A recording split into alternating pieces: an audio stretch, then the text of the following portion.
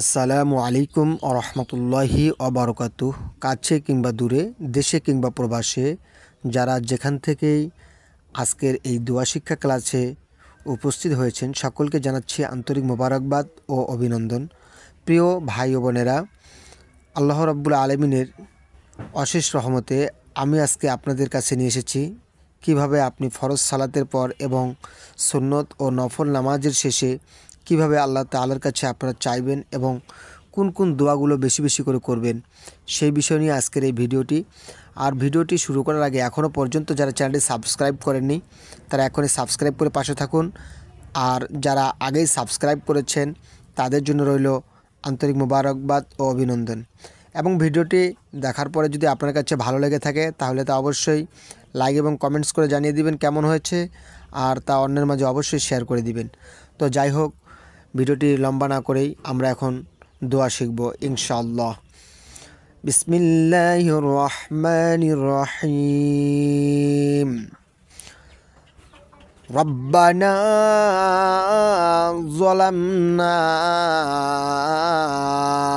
আনফুসানা, এখানে দম ফেলেছি, এক আলিফ টেনে পড়তে হবে। ওয়া ইল্লাম তাগফির লানা ওয়া তারহামনা লানাকুনান্না মিনাল খাসিরিন।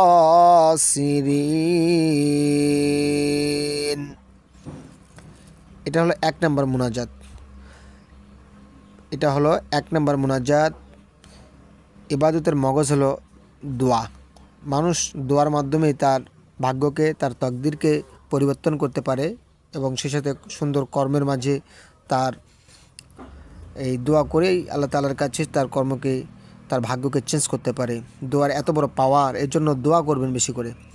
তো এক নম্বর। এবার দ্বিতীয় নম্বর দোয়া, অর্থাৎ দ্বিতীয় নম্বর মুনাজাত।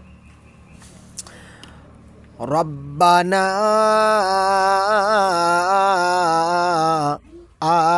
আতিনা ফিদ দুনিয়া হাসানাতাও ওয়া ফিল আখিরাতি হাসানাতাও ওয়া কিনা আযাবান নার। আমার সাথে একটু ঠোঁট মিলিয়ে বলে আরও ভালো হবে। এবং তৃতীয় নম্বর মুনাজাত, রব্বিরহামহুমা কামা রব্বায়ানি সগীরা। এবার আপনি যে মুনাজাতটি শেষ করবেন সেটা হলো এর মাধ্যমে, এই যে বিরহমাতিকা ইয়া আরহামার রাহিমিন, এটা বলেই কিন্তু মোনাজাতটা শেষ করতে পারবেন। তো প্রিয় ভাই ও বোনেরা, আশা করি শিখতে পেরেছেন এবং বুঝতে পেরেছেন। কারো যদি বুঝতে কষ্ট হয়ে যায় তাহলে অবশ্যই কমেন্টসের মাধ্যমে জানিয়ে দেবেন। এবং সেই সাথে বাংলাগুলো অবশ্যই, যারা বাংলা পড়তে পারেন, বাংলার সুন্দর করে পড়তে পারেন, তারা অবশ্যই বাংলাগুলো পড়বেন। তাহলে আপনার দোয়াটি আরও নিজের কাছে ভালো লাগবে এবং নিজের কাছে অনেক শক্তিশালী মনে হবে, এবং কি চাচ্ছেন আল্লাহ তাআলার কাছে সেই বিষয়টিও কিন্তু আপনি বুঝতে পারবেন, তখন আপনার কাছে আরও ভালো লাগবে।